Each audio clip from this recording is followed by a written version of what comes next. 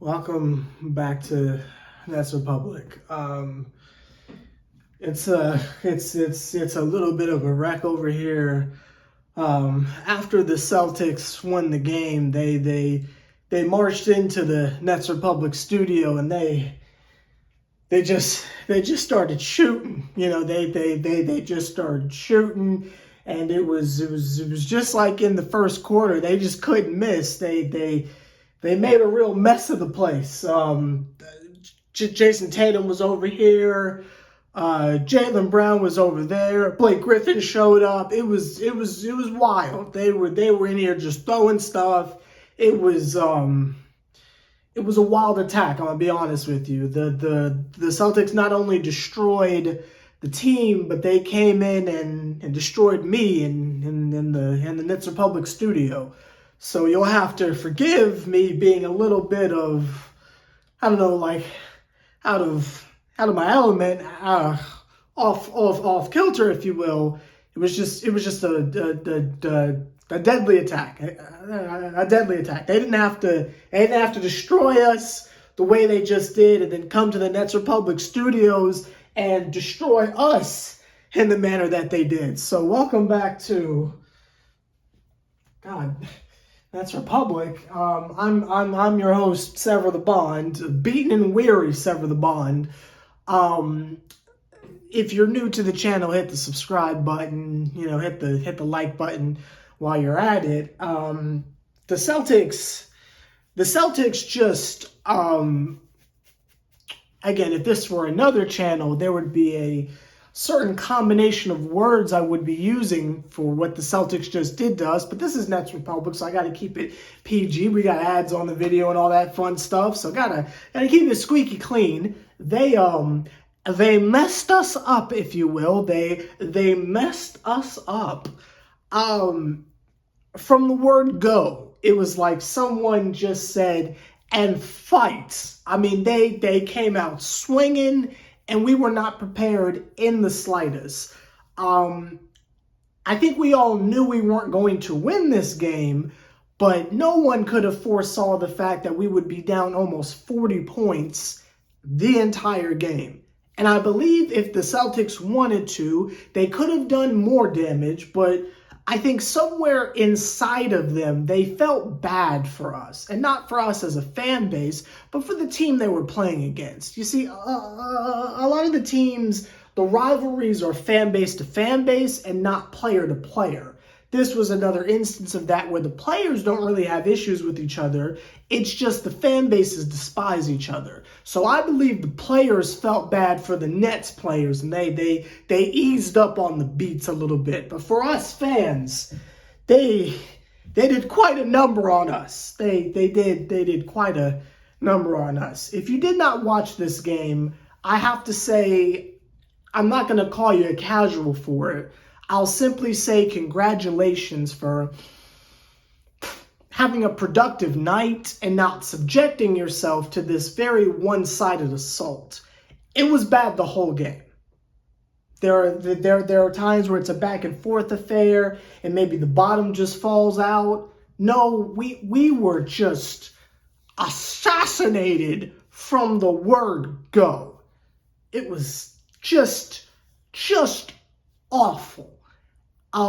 We trotted out the started lineup that we normally tend to do of Kyrie Irving and Seth Curry and Joe Harris, and we can kind of stop there. I think those three starters should tell you what it was like defensively for us. You know, Jaylen Brown being guarded by Seth Curry. You can imagine how that turned out.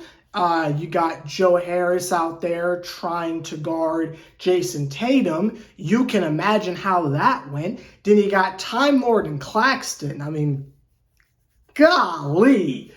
Then you got Al Horford and Royce O'Neal. You can kind of imagine how that went. And then Kyrie and whoever they had at point guard. Marcus Smart didn't play, and I honestly can't remember. The dude from the Pacers came off the bench, so I couldn't tell you who it was Kyrie was guarding, but I don't really think it mattered.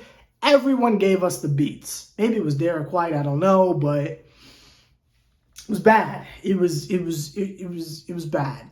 And I think what a lot of people are expecting me to do is get on here and slander Kyrie Irving and say, see, he can't lead us to wins. While I agree that Kevin Durant is the best player in the league, I don't think he's that good. I don't think he's good enough to be able to have made a difference in tonight's game. We could have trotted out a perfectly healthy team and we would have been annihilated in the same fashion. The team currently constructed is just not built to withstand that type of punishment. Now, if you run back that starting lineup and say it's Kyrie Irving, we'll say Royce O'Neal at 2, right? Kevin Durant at 3, Ben Simmons at 4, Claxton at 5. You got a little bit more size, but that's not enough. Ben Simmons don't really play D like that. Like, he plays D, but not enough to withstand what we just saw. Claxton and Ben switching back and forth, maybe that would have been interesting to see. I don't know, but I don't know who's stopping Time Lord. And then you saw what happened with KD and Kyrie in the playoffs. So adding Ben and Royce O'Neal, does that really make much of a difference? I don't know. This phrase might be a sensitive and a sore spot amongst the fan base, at least from what I saw on Twitter during the game. But the Celtics kind of sent a message, not just to us, but to the rest of the league, like, get your stuff up. And I don't know how we're going to respond to this. I mean, the team we have is clearly not good enough to compete with the Celtics. And while I stand by, there are matchups that might be favorable for us to where we can avoid the Celtics until the conference finals. But if no other team is able to beat them and we end up running into them, that's like running into Braun. Like, who's beating them exactly? I mean, we can have our fingers crossed Philly has an intense second round battle with them, possibly, maybe, but I don't know who's beating them. I mean, what they just did to us was something magnificent, and in a bad way for us, of course, but I mean, it's like they just couldn't miss. I don't think I've ever seen an onslaught like that before. And while we have been on the giving end of performances like this in the past, where we're just beaten up, right? Just beaten up on another team. And it's like, oh my God, when are they going to miss? I can't say I remember the last time I've covered an NBA team where we're on the receiving end of an onslaught like that. Not in the last 3 or so years I've been covering the Nets. Maybe back in the New York days, maybe. I don't even know. This was rough. This was really rough to sit through. It's like going back to the old people fights, right? You got the old people going at it, but then it's like when that like one dude in his like 30s comes in and he starts putting the beats on one of the old dudes or ladies or people, and it's just like, oh, well that's not fair, you know? Come on now. That's what that one was like. It wasn't like the old people fights. It was like the youngish person came into the fight and starts wailing on the old person, and it's like, well, that's just not fair. That's what it felt like. That's about as explicit as I can get on Nets Republic for you. But yeah, I don't have much analysis. I don't have many highlights. We can go over the box score if you want, but I kind of had the feeling this was going to happen. But I guess we can read the box score. I mean, it's only been like 5 minutes, so I'm like contractually obligated to give you at least a 5-minute video. So let's just read the box score, I guess, because I don't know what else y'all want me to say. We just got absolutely smacked around. It was really, really rough. Ooh, wow, the Hawks put in that work on Phoenix. I should have stayed awake. I took a nap after the game just because I was like, what's the point in getting the video out quickly? Because what is it, a talkaboo? But maybe I should have stayed awake to watch the Hawks because they are going to work. But let's look at the box score, I guess. Let's do that. Something to do, I suppose. Box score. Claxton had 9. Yay, I guess. Seth Curry had 2, couldn't really hit a shot like that. Joe Harris was really the only person that had a good game. Quick Harris huddle, if you will. He had 12 points and shot 4 of 9. It felt like he scored more than that, but, shout out Joe Harris. Kyrie Irving surprisingly had 20 points. It doesn't feel like he had 20. You know what I mean? It doesn't feel like he had 20. He didn't play the fourth quarter, so he was on pace to having a big game because we know what he does in fourth quarters. But we were just down by so much, it didn't really make sense to have him in there. Can't really blame this on him and his I can't even think of the word, but y'all know what I'm going for. And his inability to carry a team, it has nothing to do with that. We just got annihilated. Kyrie had nothing to do with that. We just got annihilated. Kyrie was trying, but it's just the defense was too much. Their offense was too much. I don't know what more you could have asked of Kai. I felt like he did a good job in the absence of Kevin Durant. KD wouldn't have done any better, and I don't think that's a hot take. Royce O'Neal had 7 points. Didn't really shoot the ball that well, but he had 7, I guess. Patty Mills had 4. Day'Ron Sharpe had 9. Feels like he had more. Cam Thomas had 19. He was cooking a little bit. Really, him and Joe Harris were the only 2 that were kind of going off a little bit. Shout out Cam. I feel like, again, and I know there's more people that played, but just to pause from the box score just for a quick second. I'm not getting on Jacques Vaughn. I'm not trashing Jacques Vaughn at all. I want to make that clear. Again, I have a history of running coaches out of New York, so I want to just make it clear that I am not trashing Jacques Vaughn. This is simply just something I don't understand. Obviously, you need scoring off the bench. I get that. Totally here with you. TJ Warren's hurt. I got you. But why not start Cam Thomas this game? I know he wouldn't play any defense, but Seth Curry on Jaylen Brown, Cam Thomas on Jaylen Brown. Again, Cam don't play D, but at least Cam is gonna at least sauce him up a little bit. But it's Jaylen Brown. Maybe that's too much for Cam. I don't know, but it just would have been nice to see. We all knew Seth Curry wasn't going to get the upper hand, so it just would have been nice to at least see it, especially on a night where it's a given we're finna lose anyway. And why not continue to experiment with larger lineups?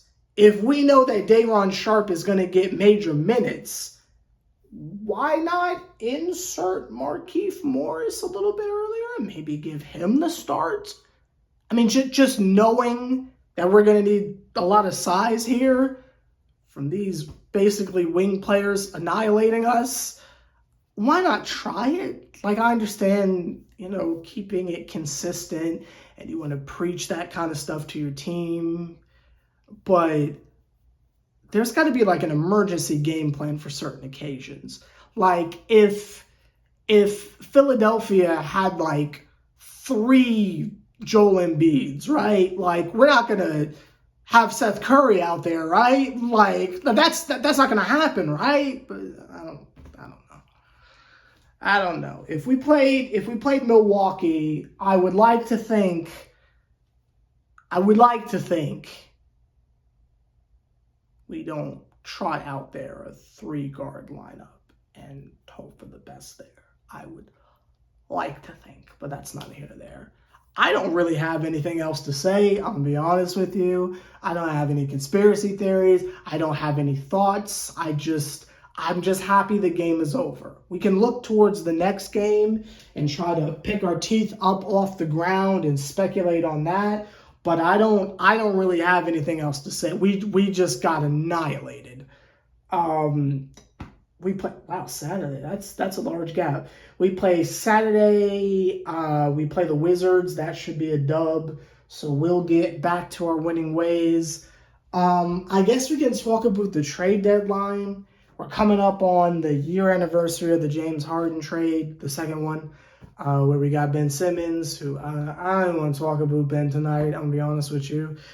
What can we do to improve the team? You all have left suggestions down below in various videos on who it is that we can get. Twitter is obviously filled with trade machine ideas of how it is we can improve ourselves.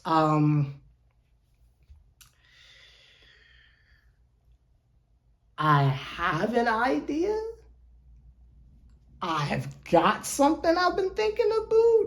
Y'all aren't gonna like it, because you'll say it's slander, but I'm going to say it.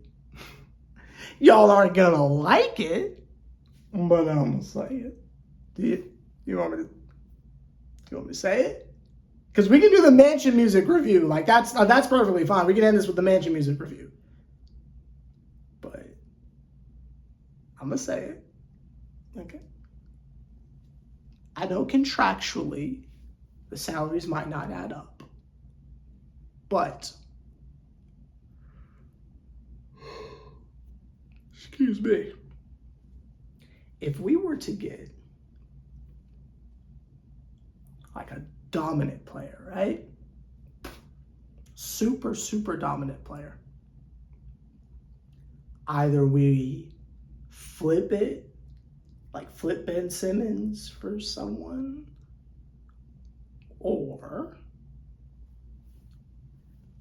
we get Kyrie Irving out of here now before he's a free agent and we gotta pay him all this money.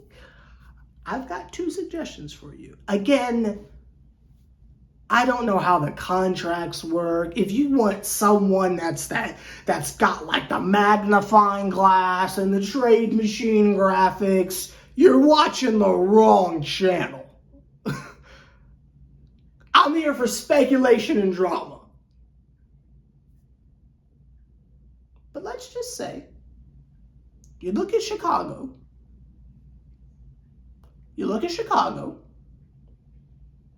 They clearly need to blow it up. It's not working how they thought it would work.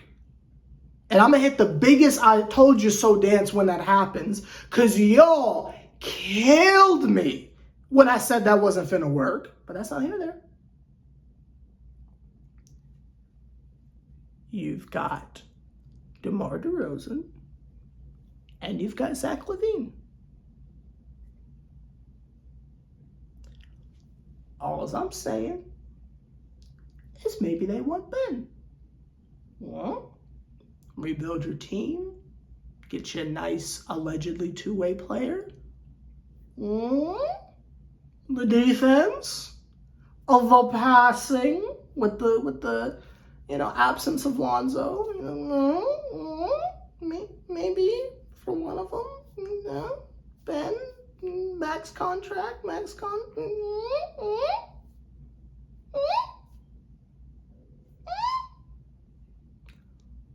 Or, and this is the one you're not gonna like. Again, I don't know if it contractually works. I don't care. I'm not a nerd like you. Damian Lillard ain't doing nothing. I mean, I know he likes it over there, but he ain't really doing nothing.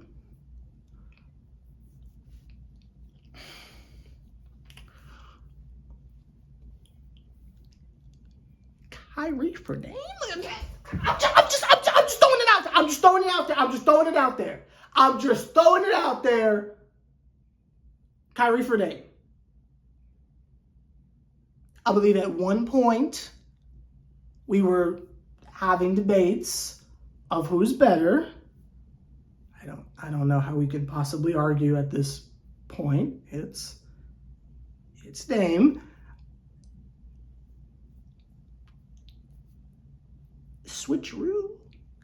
Beluskadoo. You can't do. Just switchity switch. They get a nice, star to, do stuff in Portland for a year. Yeah. Then he can go to the Lakers, do his thing. And we get Damian Lillard. Sign him to the extension that we're going to give to Kyrie. We get Damian Lillard. Now, obviously, Damian Lillard would have to want to leave. But if we're telling him you get to team up with Kevin Durant, he wanted to do that. They got the ties to the Olympics. You got Ben Simmons. Players seem to like him, so you got that. Claxton, New York. Hey now. I'm just throwing it out there. Do I think either of those are going to happen? No. But let me dream. Let me conspire. Let me finagle. Let me cook, as the kids say. I don't know. But something needs to happen. And something big has to happen. Getting a role player is not going to get us over the hump.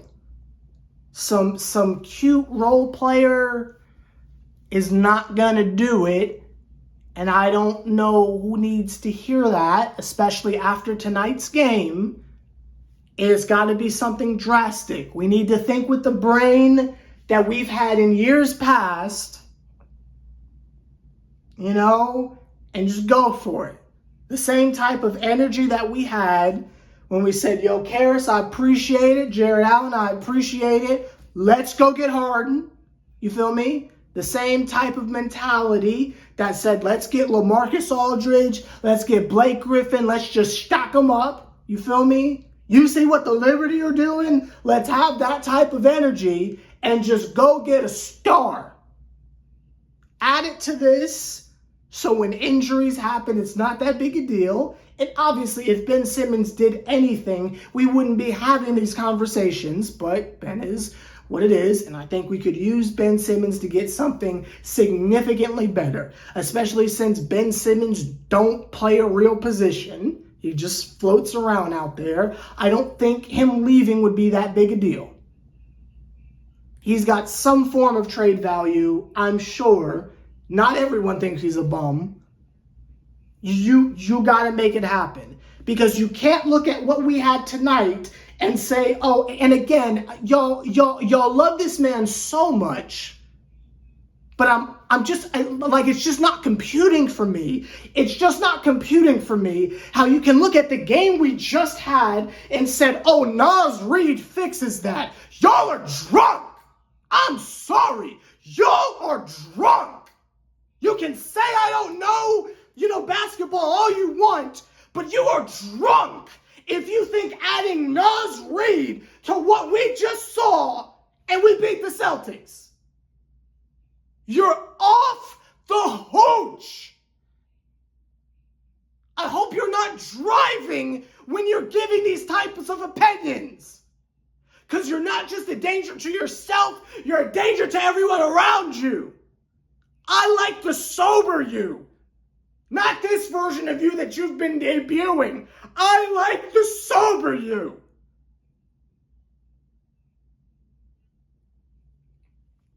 So hopefully we're aggressive and we go do something big.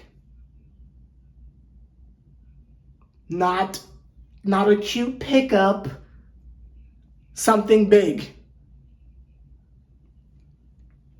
Because if the point is not to win a championship, I bring up something that I've been saying since the beginning of the season. I haven't said it in a while because the team's hurt and, we can't push them down the stairs too much. But if we are not trying to win a championship right now, then what's the point of this? Blow it up.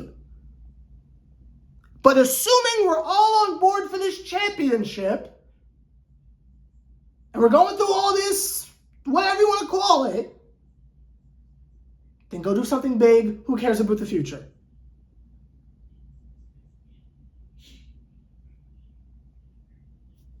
Let me know your thoughts down below.